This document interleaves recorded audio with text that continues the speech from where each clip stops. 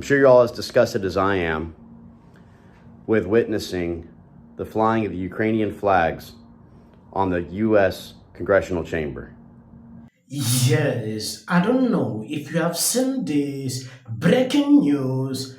The House is threatening to fine Representative Thompson for posting this video. So I'm reposting it here. Please share widely as gestures of defiance against these small-minded fools who, despite getting exposed for their American last policies, it is concerning. Just today, the Ukrainian parliament is considering enacting a law that would dispossess large numbers of Christian churches and Christian communities in the country of Ukraine. Now, they say it's because these churches are too close to Russia. That's what they say. And maybe some of the churches are too close to Russia, but you don't deprive an entire religious community of their religious freedom because some of its adherents don't agree with you about the relevant conflict of the day. I believe, standing here, that this will eventually lead to the displacement of a massive Christian community in Ukraine, and that will be our shame. Our shame in this chamber for not seeing it coming, our shame in this chamber for doing nothing to stop it, our shame for refusing to use the hundreds of billions of dollars that we send to Ukraine as leverage to ensure and guarantee real religious freedom. There's another historical analogy that I think that's worth pointing out, and that is the historical analogy of the early 2000s. Yes, Representative Thompson sent this out. Instead of fining Democrat for waving flags, the House Sergeant at Arms just called and said I will be fined $500 if I don't delete this video post. Mike Johnson really want to memory hold this betrayer of America. This is how he titled the video. This is the U.S. House of Representatives under the direction of Speaker Mike Johnson's Democrats are celebrating his total capitulations with no victory for securing our border. You saw what happened a few days ago where I did a segment, trying to report on what actually happened. A lot of people went off like never before. It is important we take an exclusive look where I'll play some videos. You can see exactly what is going on. If you have not subscribed to this channel, please endeavor to do that. It will do you no harm if you share out this video. You've been probably one of the most ardent backers of Ukraine in the Senate here, but what took so long to get some of these other 8 Republicans persuaded to your position here? Was it the overall nature of this bill and what was lost in that time period for Ukraine? Well, that's a good question. You already know the answer. I think the demonization of Ukraine began by Tucker Carlson, who, in my opinion, ended up where he should have been all along, which is interviewing Vladimir Putin. And so he had an enormous audience, which convinced a lot of rank-and-file Republicans that maybe this was a mistake. I think the former president had sort of mixed views on it. We all felt that the border was a complete disaster, myself included. And Chad, you remember covering the phases we went through. First, there was an effort to make law, which requires you to deal with Democrats. And then a number of our members thought it wasn't good enough.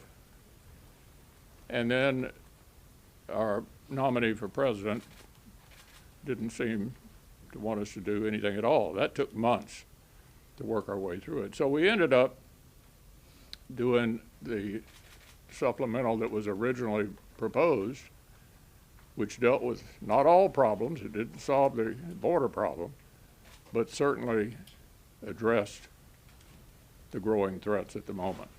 Here's the illusion that we fall for time and again.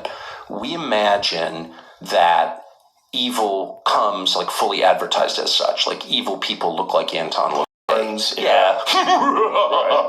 You know what I mean? Black cloak. Exactly. Sickle. Evil is an independent force that exists outside of people, that acts upon people. I really believe that. I've experienced it. A lot. And it's obvious. And what vessel do they choose? The weak. It's weak men and women who are instruments of evil. The weaker the leader, the more evil that leader will be. So and unfortunately, we've reached a time in American history where every leader is either a woman or a weak man, pretty much. And so I'm sorry to say it, that's just true. And the weaker the leader, that's what Mike Johnson, everyone's like, oh, Mike Johnson's such a nice guy. Well, I know Mike Johnson, and he's a perfectly nice guy to the extent that he's like polite and seems kind of meek and restrained, and he's not saying mother forever, you know what I mean? He's got like very sort of buttoned down affect, but he's a weak man. And that's the man you should be afraid of. The people who you should be less afraid of are the, headstrong, loud, don't care what anybody thinks. Yeah, those guys will go off track, but they're probably not going to abet. Yes, Colonel Douglas sent this out. According to this tweet, he shares the truth about the latest round of funding for Ukraine. There are two things at work here. One is obviously the domestic angle, essentially transferring cash from the government to the donors, to the campaigns of the people that voted for the legislations. Effectively standing up and waving the Ukrainian flag is a signal that I got your message. Receive your re-election campaign contributions, much appreciated. You can see what is going on here. The direction at which he treated people on this video clearly sent a signal to someone who is not understanding what is happening here. There are certain things I want to say, but I will decide to just report the news simply because there are rules that govern certain places like this. What he said here is a clear message to these people. Ask yourself, why will you get on and wave the flag until it reaches a certain level? You start issuing orders. If you don't remove that video on your platform, you'll be fined $500. It went viral. Millions of people posted that same clip.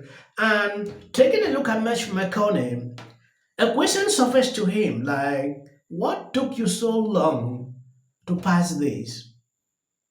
His response immediately played a blame game on Dr. Carlson. This is crazy. Like, seriously, I didn't expect that. I was shocked, when I hear him say this. Dr. Carlson interviewing Putin had nothing to do with this. I want you to really know the link it has. Even what they did here, I still don't see the link. It is important sometimes when you put people in powers, you need to rethink. I understand we always play the game like this is our party, let's support our candidate, but we end up regretting. Like people are regretting Mike Johnson now. I'm actually fed up. The Republican Party is not winning. If you ask yourself why Democrat continues to win, it is because of things like this.